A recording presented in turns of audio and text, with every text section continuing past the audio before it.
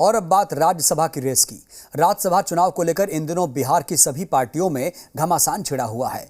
कोई पार्टी तय नहीं कर पा रही है कि किसे टिकट दिया जाए, किसे नहीं। लेकिन इन सब के बीच कई पार्टियों में रस्साकशी की खबरें भी सामने आ रही हैं, तो वहीं सियासी तीर भी छोड़े जा रहे हैं। लेकिन ये निशाना कहां लगेगा, ये तो 10 जून के बाद ही पता चल पाएगा। तो राज्यसभा चुनाव को लेकर पार्टियों में तकरार भी देखी जा रही है। आरजेडी की एक सीट पर मीसा भारती का जाना लगभग तय है, लेकिन आरजेडी में दूसरे चेहरे को लेकर घमासान छिड़ा हुआ है।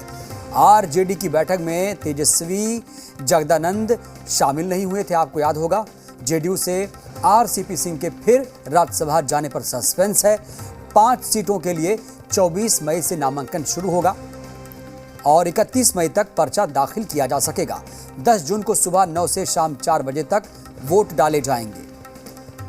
तो जेडीयू कोटे से आरसीपी सिंह के साथ ही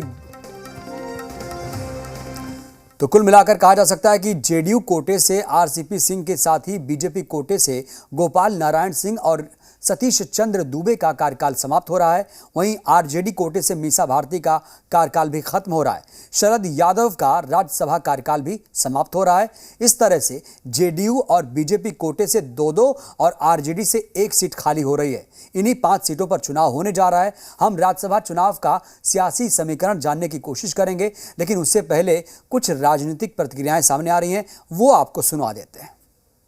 देखिए, एक तो हमारी पार्टी के लिहाज से आपने सवाल पूछा है तो मेरे अधिकार क्षेत्र से बाहर है, लेकिन एक बात तय है कि हमारी पार्टी के सम्मानीय नेता हैं नीतीश कुमार, जो सही समय पर पार्टी सही फैसले लेती ही है। और दूसरी तरफ आरजेडी का कुनबा है, परिवारवाद वंशवाद हावी है, परिवार के अंदर ही सिर फुटौल है। दीदी जाना चाहती हैं, भाई रोकना चाहते हैं, इस वजह से भी मीटिंग में नहीं गए होंगे।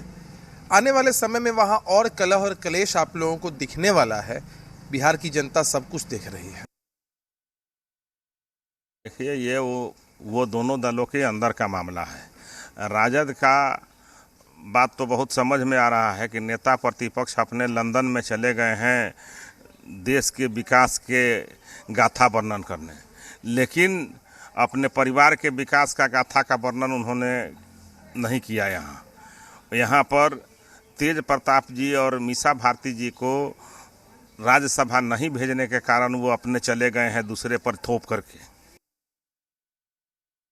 पक्ष का विचित्र बौखलाहट है।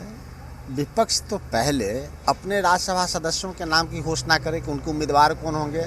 न जेडीयू और न भाजपा दोनों ने अपने प्रत्याशियों की घोषणा अब तक नहीं की है। पहले जेडीयू तो ये बताएं कि आरसीपी सिंह जा रहे हैं राज्यसभा या नहीं जा रहे हैं। अगर वह जा रहे हैं तो निर्दलीय के रूप में जा रहे हैं, जेडीयू के रूप में जा रहे हैं या भाजपा के रूप में जा रहे हैं।